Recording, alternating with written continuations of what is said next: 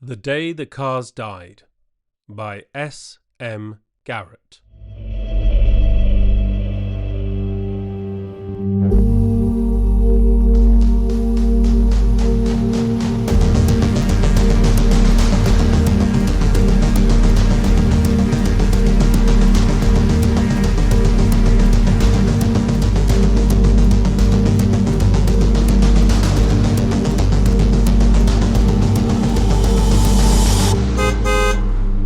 Everyone knows where they were the day the cars died. For a while, it's all anyone talked about. It was hard not to. Everywhere you went, they were there, frozen in time, their lack of movement so contrary to their purpose. It was a hot day, like every day back then. Windows half open, trunks ajar, doors gaping, like we were all trying to cool the planet with the aircon in our cars, trucks, minivans and SUVs. It's not like it was a surprise. They had a countdown on Madison Square Garden for the end of oil, down to the last barrel. I heard some tech trillionaire brought it. He set fire to it in a dried-out swimming pool watched by his money-drunk flunkies drinking something French, something cold. I don't remember the last time I drank something cold. "It's our Exodus!" screamed the naked preacher from the roof of his burnt-out church bus.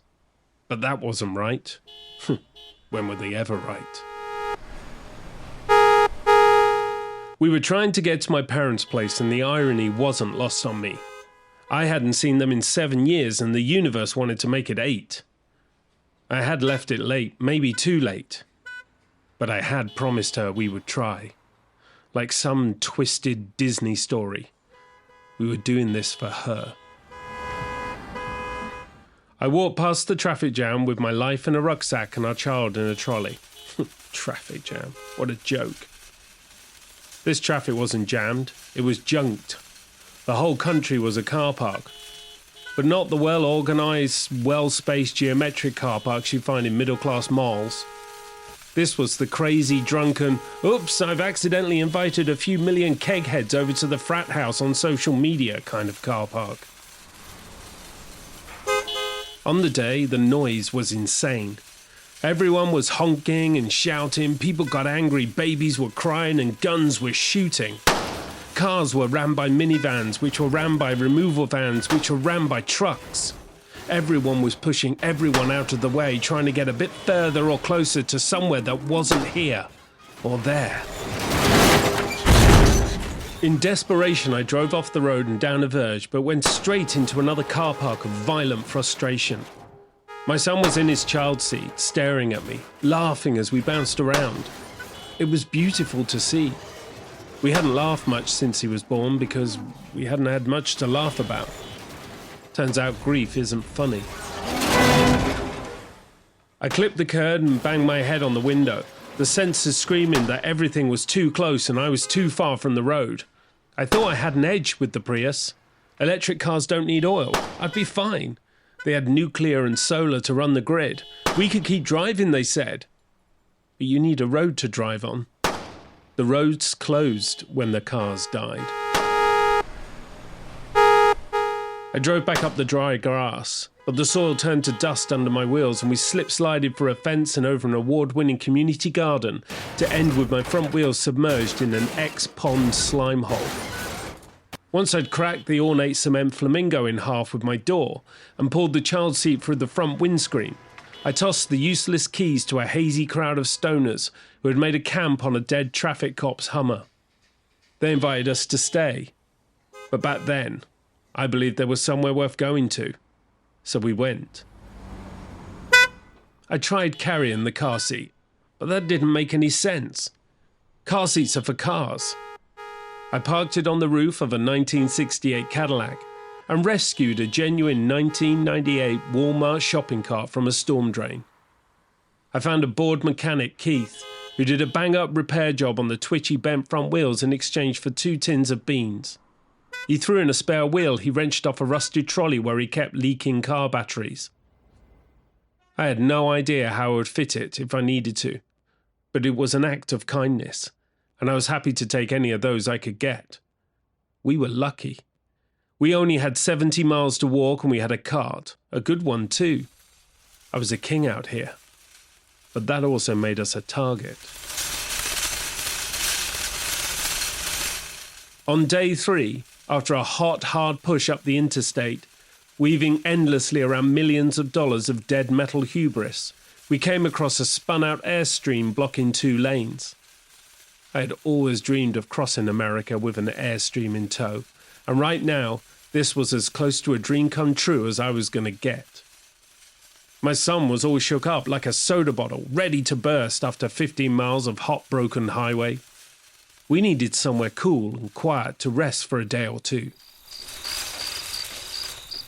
I didn't know we'd been followed until the sun went down, and I was rocking my boy to sleep on the front step. I heard them before I saw them. 3 kids, no more than 15 years old, carrying big bags full of fuck knows what, hunkered down behind a wrecked and rolled security van. They whispered plans to steal our cart as loud as hungry hyenas, salivating over its wheels, the capacity, the flip-down baby seat. They had dreams of light shoulders on their long journey and didn't care what they had to do to make their dreams come true. They must have forgotten how hard a parent will fight for their own. Or perhaps they weren't lucky enough to know. They know now. My homemade barbecue flamethrower conversion issued a swift, fiery education before they leapt, smoking, off the flyover into the river below.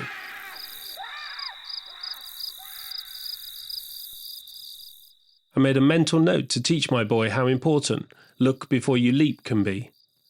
That river had been dry for years. They all have. I locked our precious wheels in the back of the security van and settled us in for a couple of nights of well-owned R&R. We welcomed a steady stream of weary walkers for shared lunches and dinners. They were good times, quiet times. With the constant thrum of the motorway a distant memory, suddenly I could hear talking instead of shouting, campfires instead of gunfire, birds instead of beeps. When the car stereos ran out of juice, people found guitars and banged sticks on doors for drums. The 1,000-mile 6-lane car park took on a festival vibe, and I felt it was safe for us to move on. I stocked the cart with everything we could take from the Airstream and repurposed some memory foam to transform the plastic seat into a plush bunk for one. I found a pink golf umbrella and cable-tied it to the frame, giving us some much-needed shade. A can of WD-40 turned our squeaking shake monster into a ninja stealth trolley, and we slipped unnoticed around the car park campsites. As the days drew on, people started to move the cars around, making useful shapes from useless lumps. At first, corrals, then avenues, cul-de-sacs, and even a high-rise. Although I didn't hold out much hope for the elderly lady they had convinced to live in the penthouse station wagon come hurricane season. But she was happy. Everyone seemed happy. I was happy, and my boy, well, he hadn't cried for days. And then, journey's end. I stood at the top of the off-ramp leading to my parents' suburban reservation, penned in old folks with movement as limited as their minds. They'd built a wall out of trucks and a giant cross out of telegraph poles. In the centre of the barrier was a sky blue ice cream van. The window was open. Inside, standing guard, were my parents. "A 99 cone and a mini milk for the kid," I smiled, lifting him out of his chariot to greet them. He stared back at me, eyes glazed with a reinforced version of the fear he'd beat me with for so many years. "This place is for true believers," snapped my father coldly. "This is your grandson!" I held him up. Everything I had left of my old life, everything I had left of her. My son put out his arms instinctively, ready to be loved. "My son is dead." The window slammed shut and my father turned away. My mother, a shadow in the background, chose not to fight again. I breathed a sigh of relief. Our promise was fulfilled, our quest was complete, and we could move on. Everyone had played their part. Not all fairy tales end with a happy reunion. I pushed the cart back up the ramp as the sun set, lighting the sky gold and magenta. I gazed at the new evolving civilization around me. The world of the interstate car park. Free accommodation, recycling, repurposing, free thinking born from ruination. I glanced at my son, swatting flies with an old Buick wiper blade he had adopted as his new favourite toy, and I knew. This cart was made for walking, and that's just what we're gonna do.